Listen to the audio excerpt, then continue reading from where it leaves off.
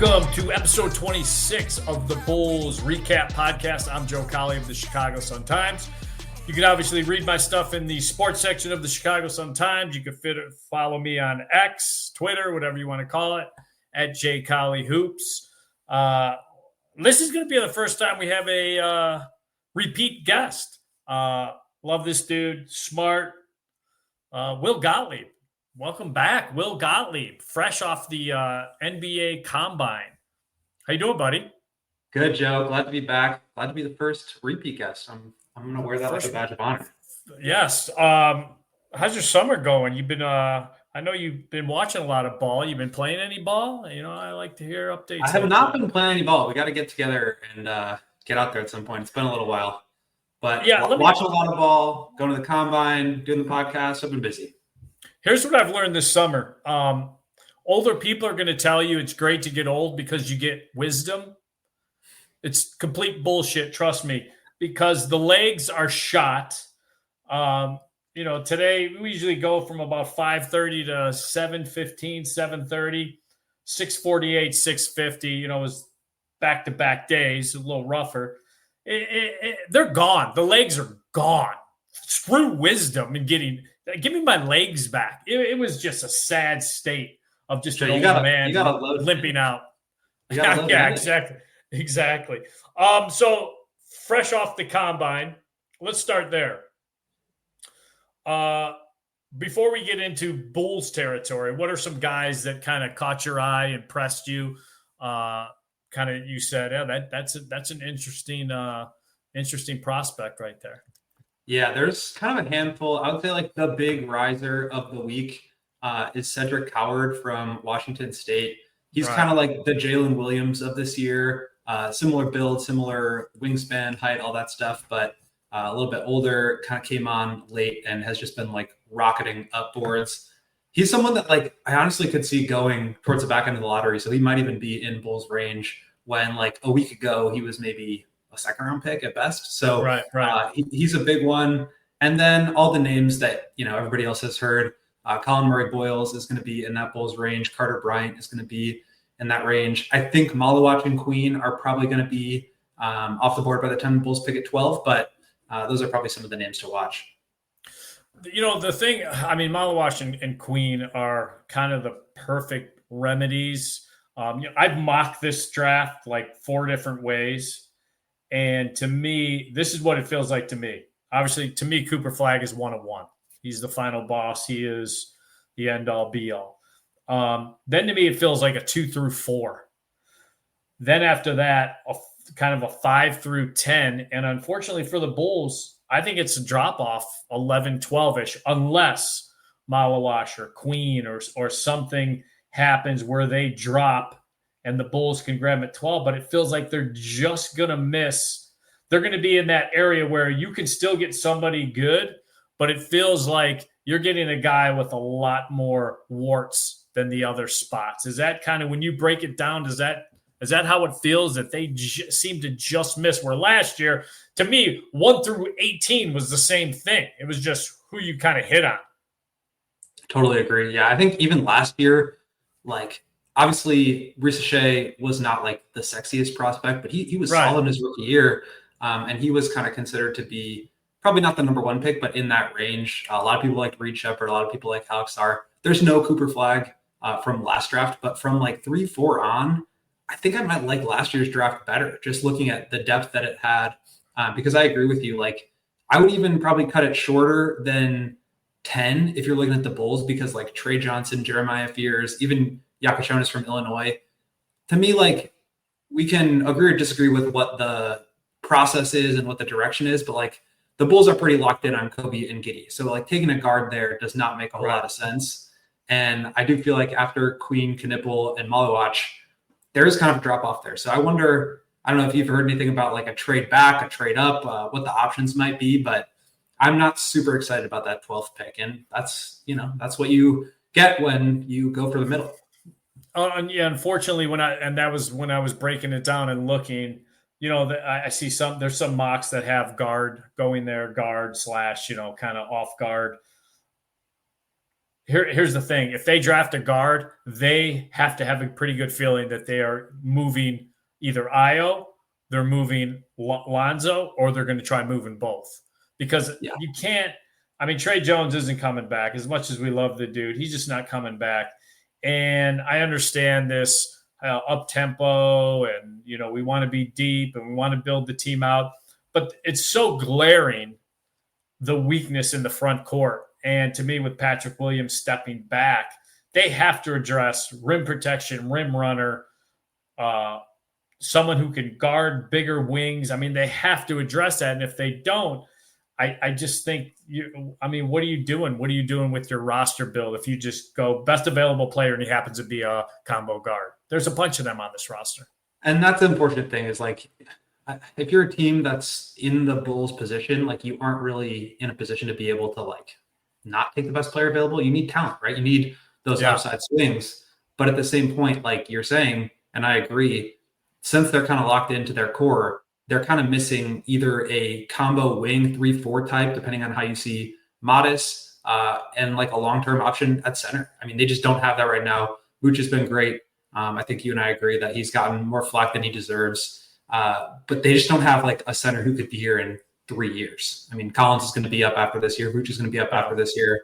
Jalen Smith, who I think was kind of a disappointment in terms of his production, especially losing his job to Collins, he's got 2 more years left. So they just need a longer term option. And I think you could look at that and say, well, I like Malawach, I like Queen. Maybe you get one of those guys if they slide, or maybe you're able to make a deal to move up a little bit.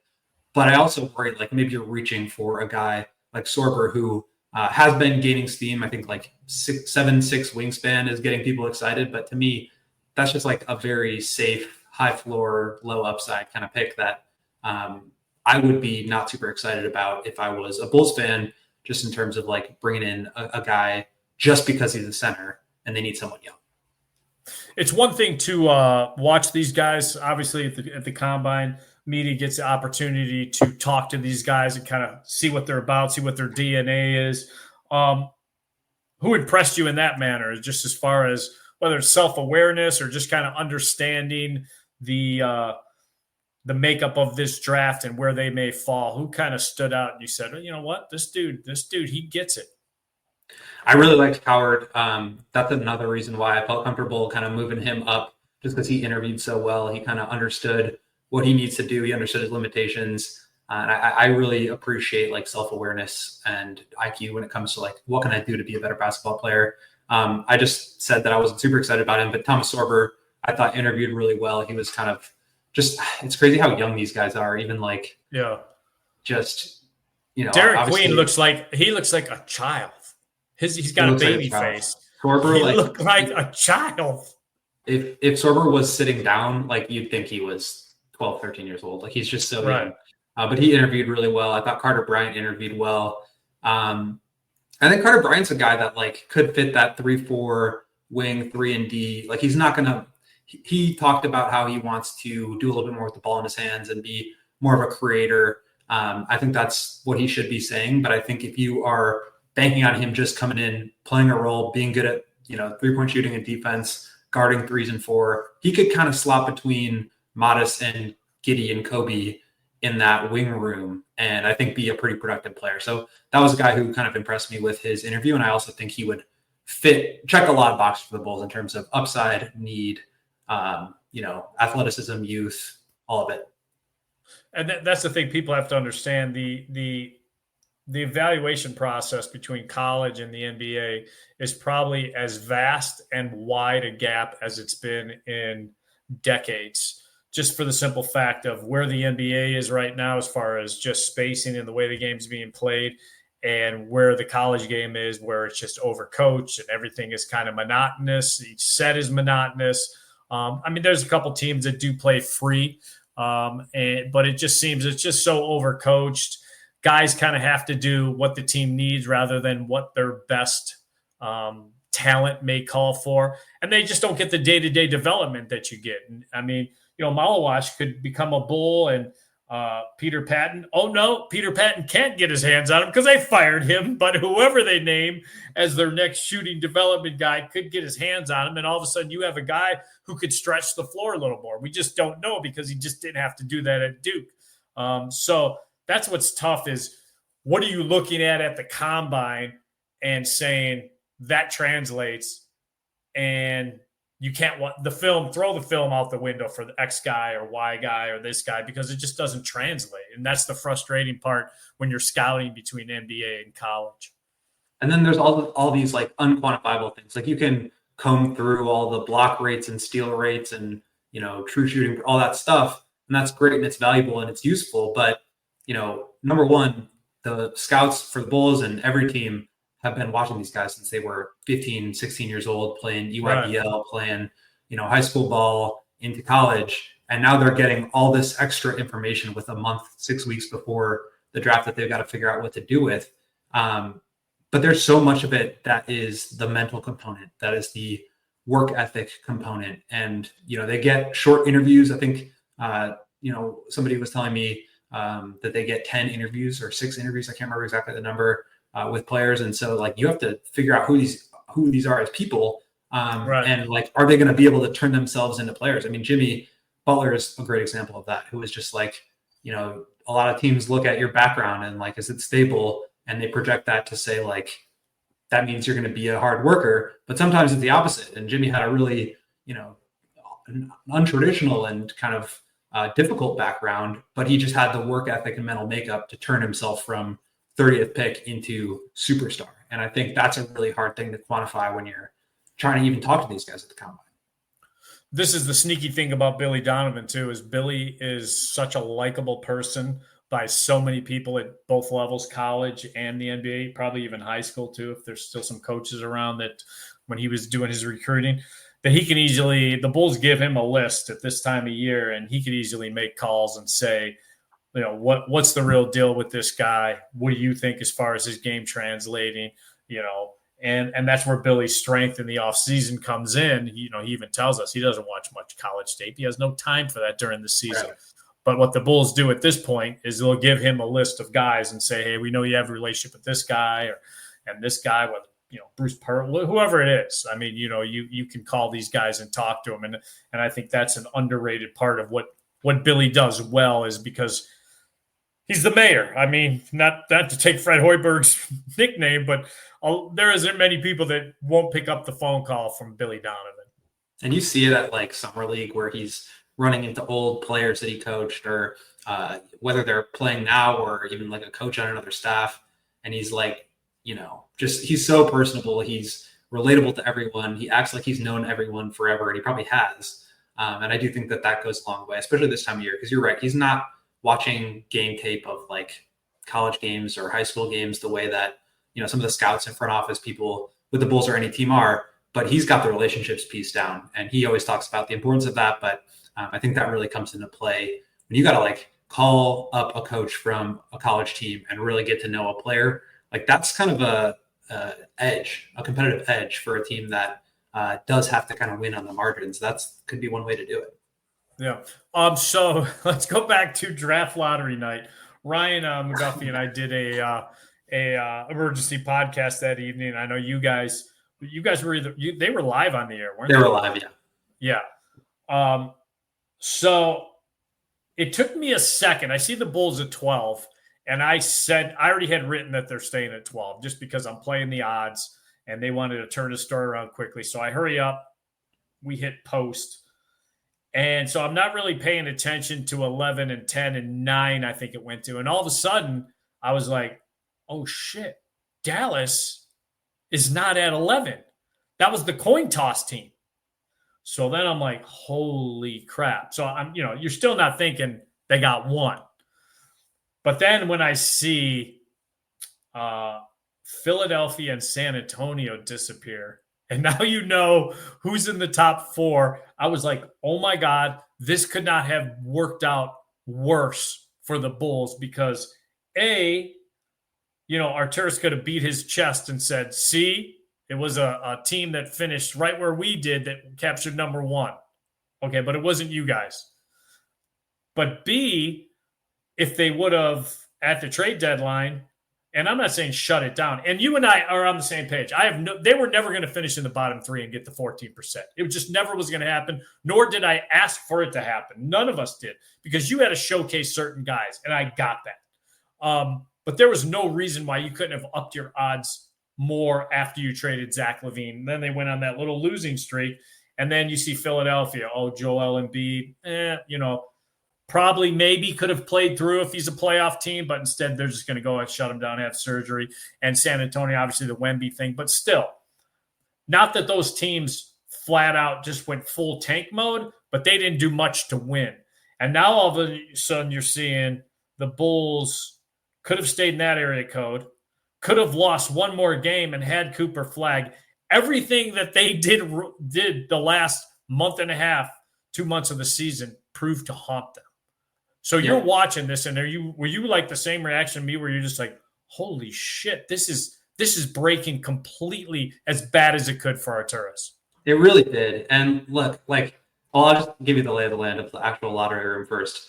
I was in there sitting with Julia Pope from the Tribune, Drew Stevens from the Bigs, and we're watching as, basically they're doing the broadcast live. So we hear the same thing you're hearing on ESPN broadcast, but we're just in the room for it.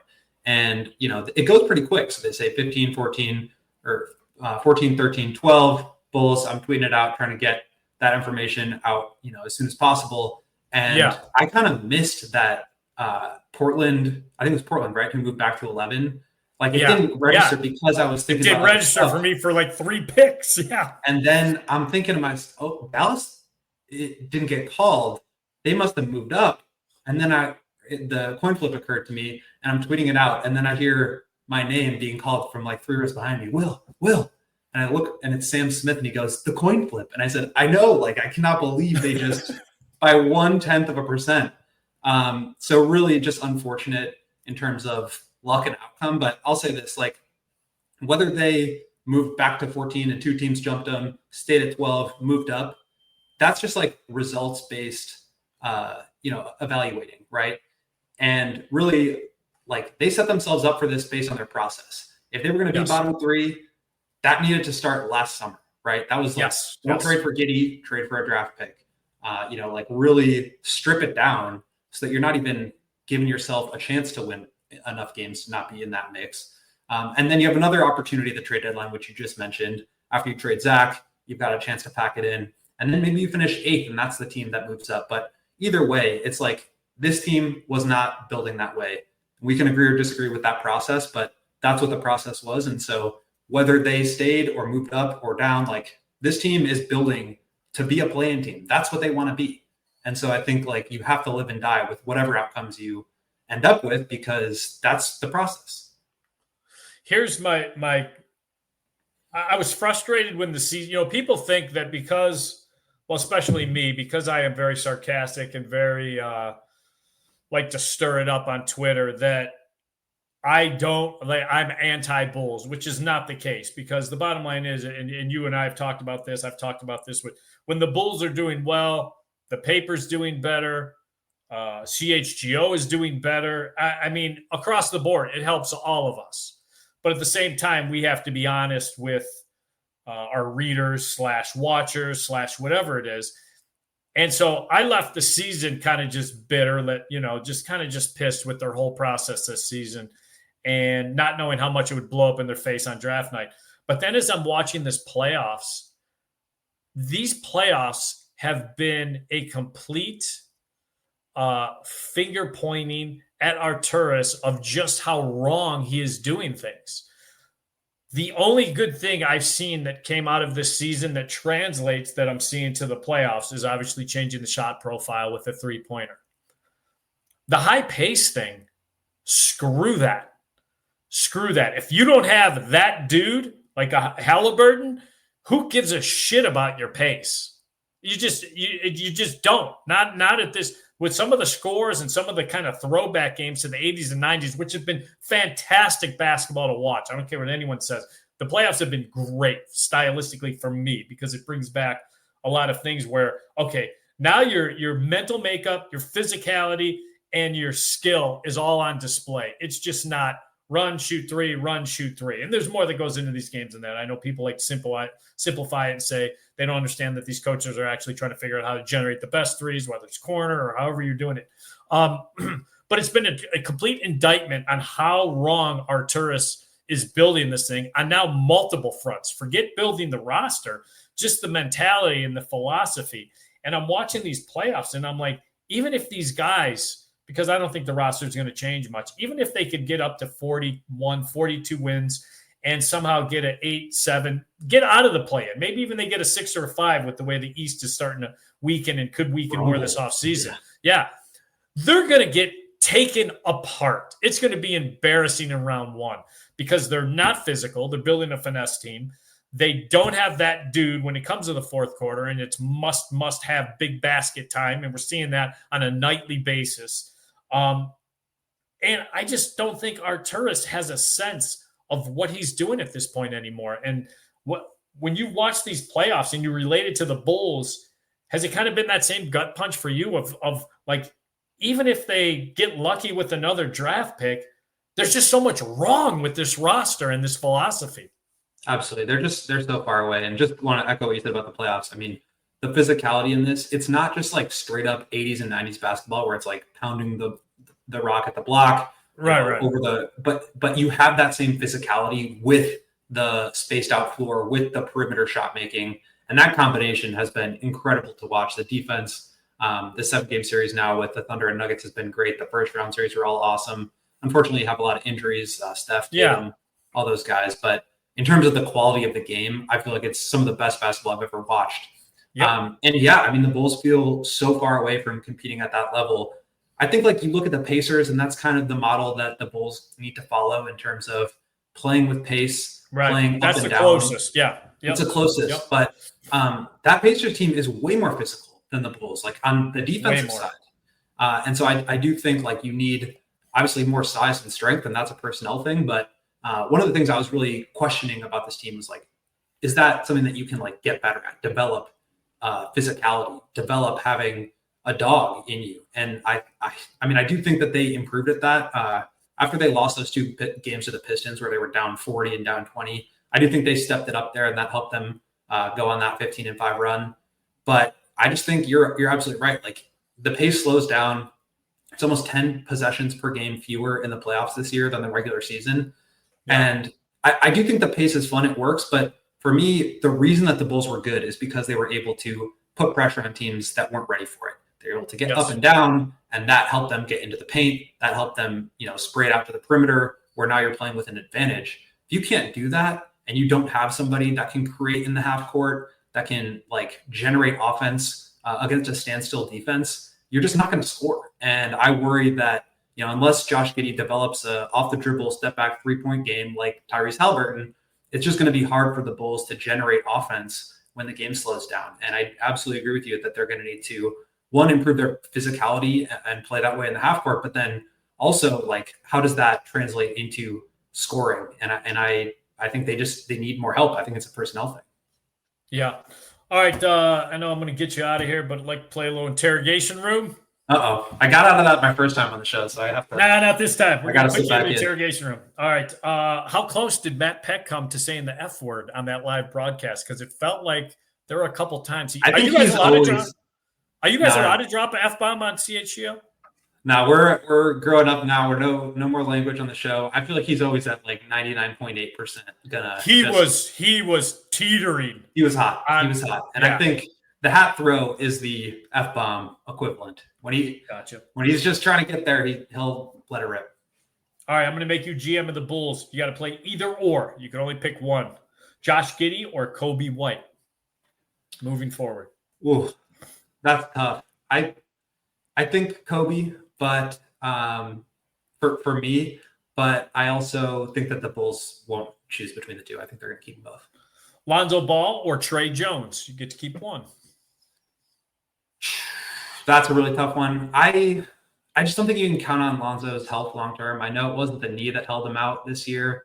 Lonzo was like one of the most enjoyable players for me watching during that 21-22 run, and obviously getting him back on the court was amazing. Great story this year, but in terms of who do you trust moving forward, I feel like you have to go with Trey. Kevin Huerter or Dalen Terry? Pick one. Ooh. I'm gonna go with Dalen because I get along with him personally. I just love Dalen. Julian Phillips or Patrick Williams? Pick one. I mean, I'm going Julian Phillips just for the contract at this point. He's like making $1 million compared to 18. Vooch or Zach Collins? Pick one. Whichever one you can get more for in a trade, you move that guy and keep the other. Javon Carter or Taylor Horton Tucker? Pick one. I'm going to go THT. I was not prepared to enjoy him. I felt like I just had kind of this image of him in my mind of a player that I didn't enjoy watching or that I wouldn't enjoy watching. But I really liked THT. I thought he was a lot of fun, and he's a great guy. The funny moment with him is, which I didn't know, Drew Stevens told me after the fact, after I did the show with the Bigs and we talked about the Joe Colley, Derrick Rose. I didn't realize the Simeon guys kind of just had a Joe Colley opinion. And he's a Simeon guy. And I remember he didn't want to ask me, so he had Dalen. It was either Dalen or Io. No, it was Dalen. Right before Derrick Rose night, Dalen goes, hey, man, like real loud in front of everybody in the locker, why you hate D Rose so much? And Taylor Horton Tucker's like looking at me like, yeah, I want to hear this. So I had to tell the whole backstory, blah, blah, blah. People didn't need to hear that. All right, here's a good one. This is more of now your owner. You're the owner now. Okay. Arturas or Mark Eversley? Pick one. I mean, Mark, like, things just haven't gone well with AK. They just haven't. So I think it's like you got to try something else. I hear you. Give me percentages now on these happening in your mind. Chance the Bulls can get in on the Giannis sweepstakes. 1%. I have it probably just under 1%. Yeah. Chance the Bulls, if Denver loses, somehow can get in a Joker sweepstakes. I don't like, the reason I said 1 is because for Giannis is because I don't like to go with absolutes, but I'm going with absolute 0 on Jokic. 0. Chance the Bulls can get in a Kevin Durant sweepstakes. I think that one's higher. I don't think they should, but I would probably go 20%. I think out of the 3, that one's probably the one they could actually at least get a phone call from. And I think about the ticket sales. Think about the jerseys they'd be printing off. Oh, I love it. Right now, rank, because you're obviously in Chicago in the Heat. We got the big crosstown series by the time we're taping this. Right now, rank Chicago teams. This means Bears, Bulls, Sox, Cubs, Blackhawks, and Sky in order of most hopeful to least hopeful in your eyes. Okay. Hopeful. If you were asking like who has more championship equity today, I would probably go Cubs over Bears. But hopeful, this Bears fan base is the most hopeful I've ever been around. I feel like they're very hopeful about what Caleb can be. Even with a quarterback that doesn't really want to be there. Yeah. I think just in terms of hope, I'll go Bears 1. I got you. Yeah. I'll go Cubs 2. I will go Blackhawks 3 because they got Bedard. They got their guy, and now they're trying to build forward. Then Sky, then Bulls, then Sox. Yeah. Sox last, unfortunately. Okay. I was told this last week, and I actually had to think about it. The person that told me this is a front office person. He said, if you went around the league and people are honest to you, there's probably, for as far as Cooper Flag, there's probably 7 to 8 guys you would not trade for Cooper Flag. Everyone else is tradable for Cooper Flag. And I was kind of like, then I was actually thinking about it, and I'm like, shoot, I can only think of, at this point, I'm big Cooper Flag. I'm in the last, since LeBron draft, we'll say, I think this is the most promising guy, and I even have him over Wemby, although I don't think the numbers will be there because he's on a roster that is veteran-laced, where he doesn't have to put up Wemby-type numbers when Wemby plays. I think he is going to be the face, and I think he's going to be fantastic for the next 15 years because I just feel like the makeup is like something we haven't seen since LeBron, as far as just wants to kill you and just kind of that assassin makeup. So if I were to add position that he plays, like he's yes, 100%. 6'10", 6'9" power forward. He's an athlete who can shoot, dribble, pass, score, defend. I mean, he's going to be incredible. If I were to ask you how many NBA players you absolutely would not trade for Cooper Flagg, how many, just top of your head, how many you come up with? Okay, so I feel like if it was Jokic, Luka, Shea, and probably Giannis, I would not trade. Here's the thing about the Giannis situation, though. Like for the Bucks, if the Mavericks call you and say Cooper for Giannis, yes or no, if I'm the Bucks, I'm saying no, because then you just have Cooper and nothing else. You don't have your draft picks. You don't have any good players. You're just stuck with the same guy, and he's younger and cheaper, and that's great. But there's no way to build around him. I think like a Spurs package makes a lot more sense. But in a vacuum, I would rather have Giannis. But if you factor in the contract and like the team trajectory and all that stuff, I'm probably not doing that. So I don't know. The list is small. I mean, Tatum could have been on there, but now with the Achilles, I think you'd much rather have Cooper. Wemby, I would much rather have than Cooper, just because he's so unique as a rim protector. It's not a long list.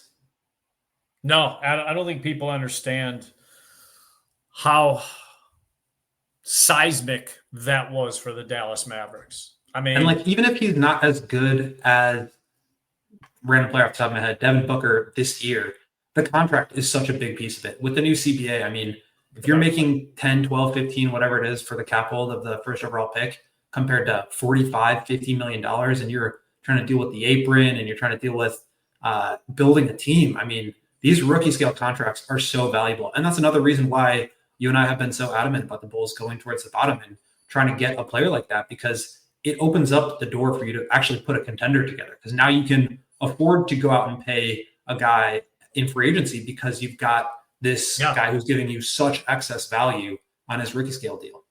And you've afforded yourself a mistake here and there.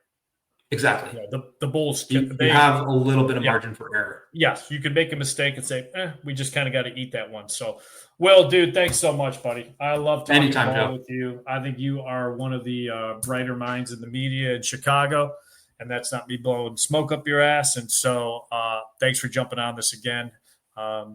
Seriously appreciate it. Always happy to come on. And I'll see you draft. I'll see you draft night. Draft night. Sounds good. All right. Take care. Will Gottlieb. Love young Will. We got a great beat. I mean, we just do. I think it's one of the best beats. Look, beats are dwindling up in this profession, and I think we have one of the best beats as far as guys that get along, guys and girls, Julia Poe. The way we just kind of have a family, our dysfunctional little family that goes on the road and eats together and all that kind of stuff at home games. So, all right, let's go to Kali Island. We'll call that up. Here's the thing. I'm going to continue to defend Nico Harrison. And everyone's saying, oh, Nico got bailed out. All right, first of all, Nico did not willy-nilly go and trade Luka Doncic to the Lakers without ownership or ordering the code red. How you want to argue, well, why didn't he open it up for more bidders? You can go ahead and do that. That's fair. But the idea that this guy just went rogue and ownership didn't know anything about it, let alone ownership didn't order it and say, this is the code red, find a place for Luka because we don't want to spend the $300 million in the Supermax and do all that for a guy that we don't trust as far as physical conditioning and all that kind of stuff. And that's why I was so happy for the Mavericks organization and for him specifically on draft lottery night. I like GMs that aren't afraid to not only think outside the box, but take a big swing. And this dude took as big a swing as it comes with the Luka trade. People could argue terrible at bat for him, terrible idea. That's all fair. But this dude for the last couple of years has been taking big freaking swings. He's got a set of onions on him. So I love the fact that the basketball gods, and it's not rigged because this is a billion-dollar business, and the NBA doesn't want to build the epicenter of their basketball product in the state of Texas. Trust me. If they really could fix this thing, it would have been fixed to a different place. So the idea that this is fixed is ludicrous. But you just get rewarded for being aggressive. And I think the basketball gods smiled upon Nico and rewarded him for being a big swing guy. And good for him. I hope it works out. I hope the Mavericks are not only a threat in the West the next couple of years, but can hand the baton, whether AD or whatever he's right off into the sunset, could hand the baton to a Cooper Flag and say, it's your turn, go get him. I think it's fantastic. And, I love guys that take big chances. So good for him. All right, the list, and then I'm going to get us everybody out of here. Again, this is post-lottery draft. The 5 teams that I think could be better than the Bulls next year based on how that lottery draft night went down. Number 5, Portland. Played really good basketball, kind of had to deal with some injuries, but interesting team and excited to see what's added and what direction they go. New Orleans. Zion's healthy. People talk about unicorns. A healthy Zion is a unicorn. So right there. Plus, they're going to add another important piece in this draft. Excited to see where they are. Obviously, Dallas. They finished with the same record as the Bulls.